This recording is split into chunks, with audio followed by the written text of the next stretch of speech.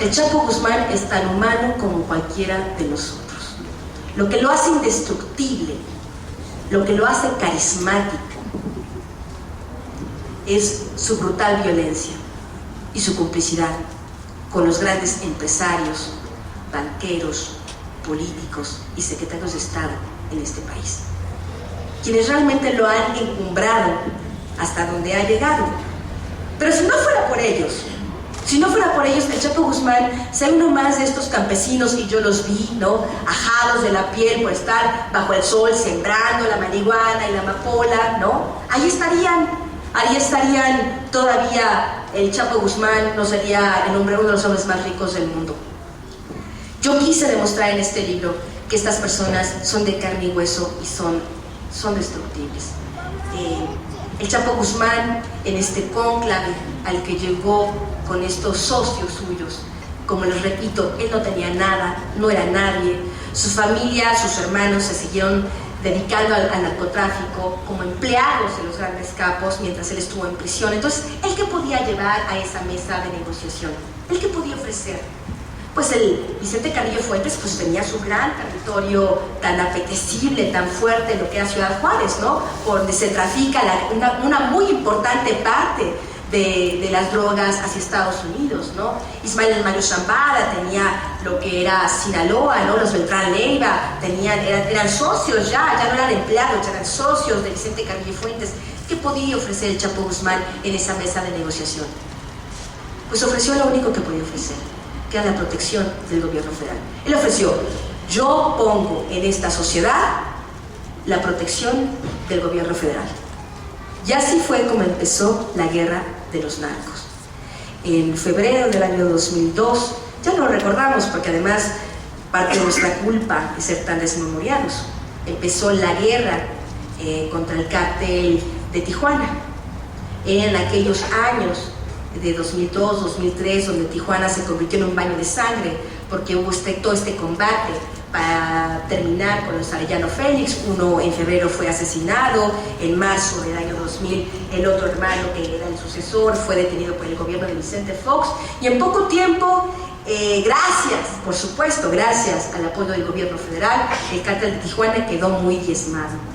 Entonces, por primera vez en la historia de este país, este pequeño conglomerado de narcotraficantes llamado la Federación decide apuntar su ametralladora a un territorio que era inexpugnable, un territorio que durante décadas le había pertenecido a lo que es el cártel del Golfo, un territorio muy apetitoso, un cártel que durante décadas había convivido en Santa Paz con los otros cárteles. Hay también declaraciones, hay testimonios que narran cómo de vez en vez Juan García Ábrego, llamado Carrillo Fuentes, intercambiaban, hacían trasiegos conjuntamente hacia Estados Unidos, o como: oye, yo necesito pasar algo aquí por tu territorio, bueno, me pagas y te dejo pasar. Había habido una Santa Paz. Bueno, gracias a este fortalecimiento de la Federación, contando con la protección del gobierno federal, inicia la guerra contra el cártel del Golfo.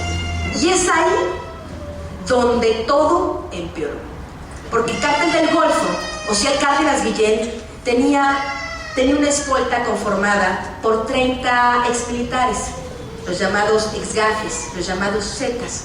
¿Qué era su escolta? No crean que era un ejército. Eran muchachos bien armados, pero es que Ociel, que era muy pretencioso, le gustaba presumir que tenía aquí estos muchachos, ¿no?, muy bien preparados como su escolta. Pero cuando empieza la guerra, esa pequeña escolta, Ociel la convierte en un ejército. Y los zetas comienzan a entrenar a más personas, a civiles, los empiezan a dar entrenamiento militar. Y entonces de 30 pasaron a 300. Pero como se dieron cuenta, era evidente, era obvio, que había incluso empiezan entonces los operativos de Vicente Fox, el llamado México Seguro, donde entran a Reynosa, donde entran a Nuevo Laredo y donde aumenta la violencia. Pues se dieron cuenta el Golfo, pues que no, que con su ejército de zetas no era suficiente. Y entonces empiezan a contratar a caiviles. Y es ahí cuando viene la violencia extrema. Los caiviles son estos mercenarios guatemaltecos, ¿no?, contratados por el gobierno, ¿no?, una parte muy cruda del ejército guatemalteco que descabezaba, violaba, desmembraba a la gente ahí en Guatemala, y nos importan esos usos y costumbres a través del cártel del Golfo. Pero entonces el cártel de Sinaloa, como se dio cuenta pues de que aquellos no estaban mancos como esperaban, ¿no? El gobierno federal no toma en cuenta una cosa. Si bien es cierto que durante décadas el crimen organizado, los narcotraficantes, nunca demostraron su capacidad de fuego, nunca exhibieron realmente el armamento y lo que tenían, pues que no lo exhibieran no significaba que no lo tuvieran. Entonces empiezan a salir los lanzamisiles, las granadas, y empieza esta violencia extrema. Como el cártel de Sinaloa se dio cuenta que el cártel del Golfo había contratado a los caiviles, ellos deciden contratar a maras, los de la Mara Salvatrucha. Y entonces la violencia, se dan cuenta, va escalando. Por eso hoy tenemos modalidades, estas modalidades de asesinatos que estamos viendo hoy. Si no se inventaron de la noche a la mañana, todo tiene una explicación. Hoy en México están los maras, están los caiviles, están las FARC, están grupos también ligados al narcotráfico de Venezuela. Hoy México se ha convertido en un cóctel explosivo, no solo para el continente americano, sino para también el europeo. Efectivamente, yo también pienso, reviso mis documentos y no tengo todavía una conclusión total al respecto. Si Estados Unidos ha auspiciado que se vaya generando este monopolio del narcotráfico, porque es tan evidente y tan obvia la protección del gobierno federal del cártel de Sinaloa, que ni modo que no se den cuenta. O ellos están detrás de esa operación, o han cometido el error de seguridad nacional más grande de su historia. Porque hoy, y lo que a mí sí me tiene ya muy preocupada, y se los digo de verdad, es que, bueno, la guerra y esta sobadita de lomo que vino a darle Hillary Clinton a Felipe Calderón, pues es parte, por supuesto, de este sketch de publirelacionista al que nos tienen acostumbrados muchos presidentes del mundo, ¿no? En realidad, lo que Hillary Clinton vino a decirle a Felipe Calderón, que la situación en la frontera es insostenible. Que si Guatemala tuvo que decretar un estado de excepción, un estado de sitio en su frontera con México, estábamos muy a las fiestas navideñas, pero esto ocurrió a finales de diciembre del año pasado, y todavía en enero de este año tuvo que ampliar ese estado de excepción 30 días más. ¿Saben ustedes lo que es un estado de excepción? Una anulación de las garantías individuales, donde el ejército puede llegar a hacer cateos y hacer detenciones sin ninguna orden judicial de por medio.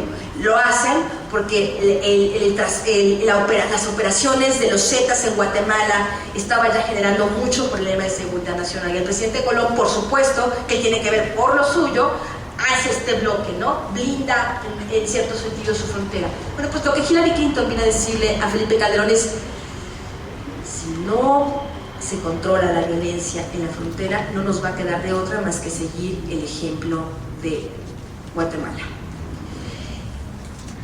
Hay registros, yo me puse, cuando escucho esa historia, dije, bueno, suena esto realmente, pues, muy extraño, ¿no? ¿Por qué? ¿Por qué Hillary Clinton viene a dar esta información, ¿no? Bueno, pues revisando la prensa de Estados Unidos, los canales de televisión y ese tipo de cosas, pues resulta hoy que los rancheros de Texas han comenzado también ya a emigrar por la violencia y las presiones de los narcotraficantes mexicanos. Eso significa pues que todos vamos a terminar o en Alaska o en la Patagonia, ¿verdad? Porque no va a haber espacio en este continente donde no se libre la batalla de estos cárteles. Los cárteles mexicanos son muy poderosos y es una vergüenza que los haga poderosos sean los funcionarios públicos, los empresarios, los secretarios de Estado de este país. De eso trata el libro de los señores del narco, y quería venir a compartirlos, no con un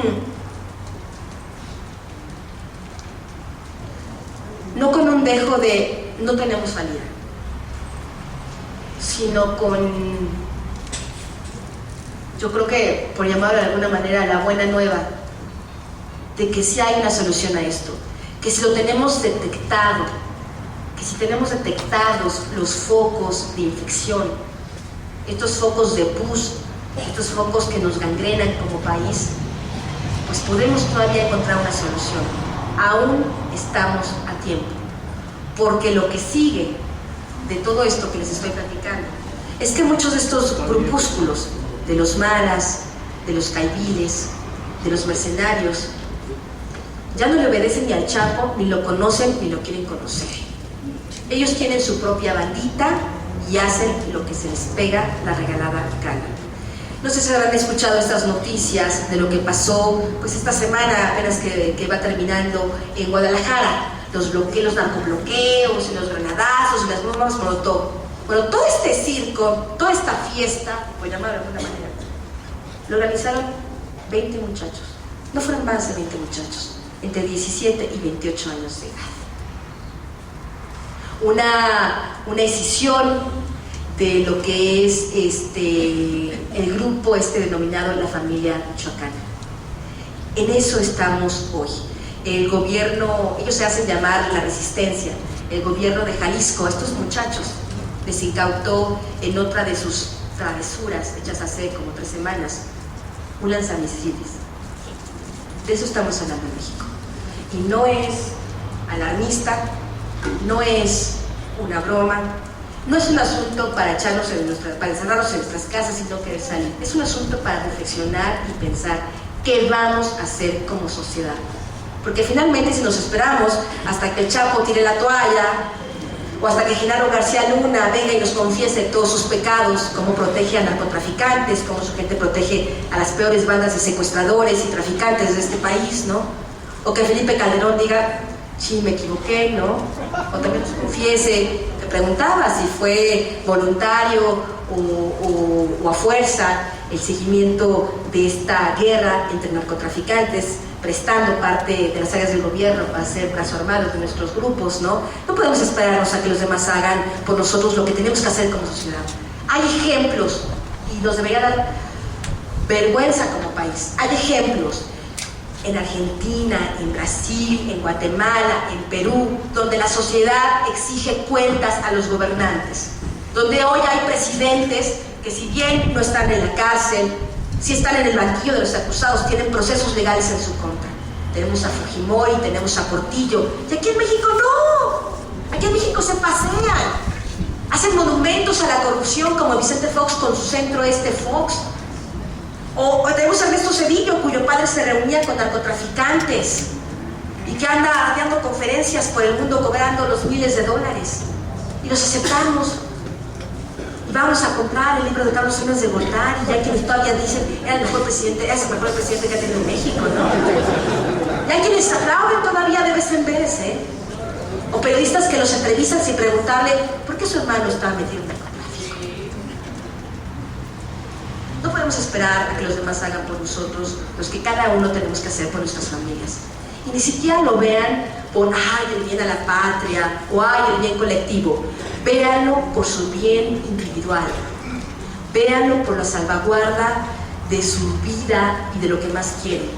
Porque esta situación no va a parar si no la paramos nosotros. Yo también creo que de no más sangre, y yo lo entiendo así, no se trata, no al combate a los narcotraficantes, no se trata de eso, hay que combatirlos, pero empezando por los que están en el gobierno, por los que administran los bancos, porque ellos son los que hacen poder a nosotros.